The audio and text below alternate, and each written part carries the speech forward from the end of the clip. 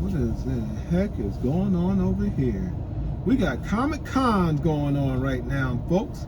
It's almost like we in Times Square, but like not really. Like, wow. Anyway, this is another recording of where we going. Where are we going? Well, look where we are. we're going to Atlanta's version of Times Square. Isn't that something?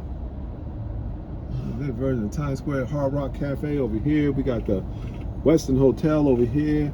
I guess that's where they're having the convention, the Comic-Con convention. Yeah, look at this girl over here. She's just doing her thing, singing her. Okay, man, I'm not mad at her. See, it's all look, she recorded for social media. It's all about the image of it all. Instead of just enjoying herself, she gonna record herself saying like she act like she had the best time of her life. Oh, and looking silly. Okay, well. Hey, look, I feel like this, to each his own, right? Look at that guy. He's purple. Oh, wow. He got purple hair, so he what kind of character he's acting like? Somebody from some movie or something. Look, see? Video game character. Oh, okay. That's interesting. Yeah. Wow, okay. Wow, I never thought it'd roll up into this. Anyway. Man, look at these. All right, look, y'all, don't scratch my car now. I shouldn't have called fools, man. With them scooters. Anyway. Yeah. This is where the young people hang out at, I can see. Yeah, anyway, like again, this is where we going, and I just basically want to just what is that? Oh, that's that I seen that character in the movie. What is he? He got one eye, right? No, what is that? There's a lot going on here. Anyway, yeah, there's a lot going on here. We just happened to come down. I don't know if anyone can see this. That well, you can see viewers out here. We got a lot. You can see the guy in the back because like, you can see his arms and everything in the back. Cause we see a lot. Yeah, we see a lot of people dressed up like comics characters. This must be some kind of convention or something, and it looks like the way things are gonna look in the future. Yeah, yeah, you ain't lying. Oh man, you ain't lying. So this guy look like Grizzly Adams. Oh, that's the way he's supposed to. That's his real look. I'm sorry. Anyway, you know what? I work at this job, and I'm not going to name the name of the job because I don't want nobody coming at me trying to sue me. But this job is treacherous. Like these companies today, it's like all they want to do is milk you for what you have, and you're indisposable. You know, you could just like they could just take you and use you up and toss you out. And they have this law now. I know in certain parts of the country it's called at-will law, whereas though the employer can fire you for no reason, and but this is what the contract says: they can terminate you for no reason, and then you can leave, right? For no, without giving any kind of notice or anything like that, right? That's what they say. That's a double standard thing, because if you leave a company without giving your notice, Iron Man, man, they got this dude dressed like Iron Man. They did something. These fools are crazy. I mean, I don't know, man. It's crazy. I mean, it'd be crazy we see him just blast off, right? Oh, if he blasts off, then he must have paid a lot of money for that suit. Anyway, my job does not appreciate people. They don't appreciate us. They make us stand up all day long. You know, it's just this is a corporate society now. It's all about. It's no longer a worker society where workers are appreciated and stuff like that. You know, you get up at 4 o'clock in the morning to go to work, and you got to be there at a certain time in the early hours of the morning, and then you got to slave all day. You know, you get an hour for lunch and a 10-minute break, and then you're back for 10.5 hours. My thing is, who created that? Because that's not natural. Well, I do know. It's not natural. I do know that Gerald Ford, I think his name, that's his name, who started the Ford Motor Company. Yeah. He started the 40-hour work week. He started out with his employees in the factory. He started when who's the black man that gave him the idea of creating the plant? You talking about George Washington Carver? When George Washington Carver gave him the idea of creating a plant, because the plant is basically cars that are on a conveyor and they go down this assembly line and they put parts on it as they go down. Well, George Washington Carver was the creator of that idea, and he gave it to Henry Ford? Yeah, Henry Ford. He gave it to Henry Ford. But did George Washington Carver get the credit for it? No. So all companies today implement that particular process in making vehicles. The 40-hour work week was created by him, and because prior to that they were making cars like a garage. They were putting cars together. It was not assembly line or anything like that. So to basically people were working. No kind of there was no system. There was no control. There was no protocol when it came to the work environment or the work industry. So what Henry Ford did was he created the 40-hour work week. You work 40 hours during the week and you have the weekends off, or you have Saturday and Sunday off. He started that, basically from my knowledge. Now, this is what I have learned, and if somebody else, can refute that and have other information, that will refute that, then, I'm welcome to hear it. But anyway, he started the 40-hour work week. But now, it's got ridiculous because it's no longer a 40-hour work week. It's a 50-hour work week. Because now, in order to survive these days, in this day and age, the cost of living is increasing higher and higher and higher, and the wages, the pay wages of workers are not increasing. It's not keeping up with the cost of living per se. So you got a lot of people out here working some even working 3 jobs just to make it. I feel like God didn't create us on this earth to spend all our time working for a job just to be able to pay bills at a place that we're not even at majority of the day. No, I agree with you. I totally agree with you 100%. You know how I came to that conclusion? Yeah. I started watching Animal Kingdom. The Animal Kingdom. I used to have these ducks that lived right outside my apartment. It was a pond right by my apartment complex. And where my door was and my window was, I could watch them. They spent about maybe only an hour out of the day looking for food. After the rest of the day was spent chilling and socializing with the rest of the ducks. And I realized, life is meant to be lived. Life is meant to be lived with family and friends and things like that, and socializing. I feel like before this 40-hour work week was created and stuff, and before slavery and all those different type of things were created, I feel like people in society, we were just, I don't know, I feel like we all have these gifts and talents that we do automatically to contribute to society. And we were just all together, just most of the time enjoying life and also contributing to society what we can. But when it became about capitalism and money and production, then it's all about working. Right. And it's everybody's working just to survive, but a whole lot of people not living though. Right. They're not living, they're just surviving. And then meanwhile, entrepreneurs of these companies that people work these 40 and 50, 60-hour work weeks. The big CEOs. They're working 5 hours a week and 6 and 7 hours a week. Sometimes no hours a week.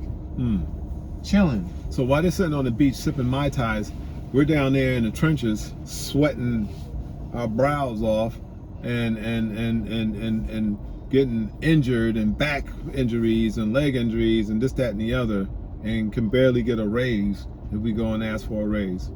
It's gotten terrible these days now, as far as that is concerned, to survive.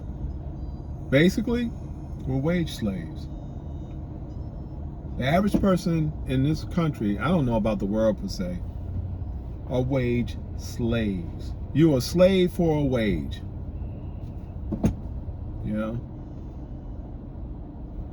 You are. Okay, look at it. Not me. No, not you. I know you're not. But listen. Check out the similarities. All right? let's say like a slave on a plantation. Right. He's owned by a master, right? The master for a worker is the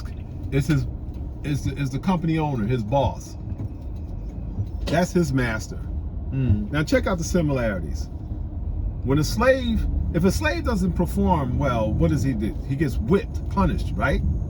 Yeah. Right? That's true. When a worker that works for a company doesn't perform like he's supposed to, what does he do? He gets written up. Written up. Right? Yeah. When a slave, Or fired. when a slave, no, he gets written up because he is, in most cases, you got to get written up 2, 3, some jobs is 2 times written up. One is a verbal, one is a written, and you're gone, right? Slave keeps getting whipped. But if that slave tries to, let's say that slave does something extremely wrong, like tried to run away, this, that, and the other, and so forth, right? He gets sold. If a worker is not coming to work in time, he's not doing what he's supposed to do or whatever, or if he's doing what he's supposed to do and just happen to be somebody at his job, like one of the supervisors, something like that, giving him a hard time, don't like him, will make up, set him up to get fired, and what? He gets fired. So They get rid of you. So slave of master will sell a slave, and your company will get rid of you. And when the slave master is not feeling well, what do you say? Master, I'm not feeling well. I can't work today. I can't muster. You got to do the same thing. When you work for somebody, what you got to do? You got to tell you, oh, I can't come in today. I'm not feeling well. Then you got to get a doctor's excuse. You got to have a reason. Yeah, you got to even ask to go to the bathroom. That's another thing. Ask to go to the bathroom. You're a wage slave. That's why I encourage everybody, like I used to encourage my children, become entrepreneurs. You had extra syllable to that one. Yes. Because all they're going to do is pimp you. And that's what they're doing to the average worker these days, is pimping. These companies are all about profit. That's all they're doing is pimping. It's Scotty. Spirit spendable. Scotty pimping. Scotty pimping. You Scotty. The way you were saying pimping, it sounded like pippin. You said it with so much emphasis. I was like, man, you might as well add a Scotty in front of that, Dad. You know that was corny. You know that was corny. But anyway, I got you, Dad. It was corny. I got you. So what the heck? She getting out this flaring fire red hair. I almost got ran over by a scooter. See that? I tell you, these little hair. I like it though. I like this difference. I like the difference. I like it too. I like the difference, and and I think people should be, not to change the subject, but I'll get back to what we were talking about as far as working America. I think that people should be allowed to express themselves without any kind of repercussions, so to speak. That guy, he plays on Godfather Harlem. He's an actor. That's a stock photo, Dad. Yeah, he's an actor. He probably sold his stock photos. What's a stock photo? So basically, those are generic photos that a lot of different places use. Professional pictures that a lot of people use, and you can license them. And they call it stock photos? Yeah, stock photos. Like, can I use this photo for this magazine? Can I use this photo for Walgreens? May go to a list of stock photos, but a whole bunch of people probably use that same photo before. Oh. Yeah, it's like, how do they call it stock photos? Like professional photos you can actually advertise. Wow, learn something new every day. I never knew that. Yeah. Learn something new Somebody every day. in the comments probably gonna know way more about stock photos than me and correct me, but hey, be my guest. Oh, that's what you say, the comments? I just say the people out there listening. So you saying the one in the comments? People in the comments. I always say people in the comments. People in the comments. The people in the comments sometimes be on that bull crap. I be liking a lot of them. Then you got the trolls. Yeah, the trolls. That I never even knew that. I never heard of that expression to that. You got trolled. Yeah, well, that idiot tried to say I was a troll. He know what he is. But anyway, they're going, take your butt to bed. Go to bed. That's what I said to him. He got mad. Told him to go to bed. Nobody want to hear you tell him. Anyway, getting back to what I was talking about. freedom. I think we were born to be free. We weren't born to be constricted to, this type of setup that we're living in. Like you said, if you look at nature is all about free. I believe that we're a byproduct of nature, and I believe that we should function like we should be living off the land. We should, until somebody came up with the idea to create societies and stuff. I think the beginning of the idea, the whole concept was for good, but then it turned to something not so good. It got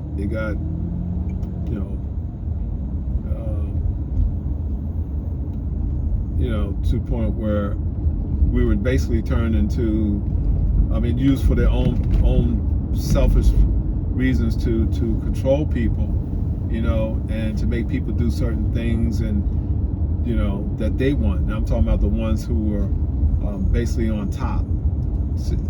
You know what I'm saying? Supposedly on top. You know what I mean? The ones who are running things, supposed to be running things and so forth, whatever the case is. Such as I heard. I heard that there was ones that's supposed to be running things. But anyway, we've all conformed to this, because with the exception of the ones that are living out off the land, that off the grid, surviving on their own, by their own means, we're just basically. But think about this. I feel like. I feel like another reason why we work so hard and work so many hours is because people be trying to keep up with the Joneses too. It be people's expenses as well. A lot of times we don't have to work so many hours, but people like to appear to be a certain way. Like they want to drive a nice car, they want to have a nice place, they want to have nice things, and so they spend so much money, or they'll go in debt, and they have to work these long hours just to keep up with the expenses. You see what I'm saying? And it's like, I noticed that's the American culture just in general. Yeah. That's the American culture. The American culture in general is debt. It's like, you don't even need to have the money. It's credit. But then in order to get that debt, you got to work even more hours. You got to trade time for money. Yeah, that definitely goes on, and you're absolutely right about that. You exchange time. I say exchange time for money, and trade time for money. Same thing. People get in debt because they get caught up in the material things. I don't know who started. I think that was a song that said about the Jones. I don't know. Keeping up with the Jones. Keeping up with the Jones. I don't know. But I knew family named Jones. I wonder how Mr. Jones felt about that. I know Mr. Anyway, but no, we get consumed in these material things, and we want them. So, we're taking them. So that you're taking advantage of, and you're giving. It started out on time. When credit wasn't called credit at one time. It was called on time. You pay on time. It was? Yeah, it was called on time. So you could pay.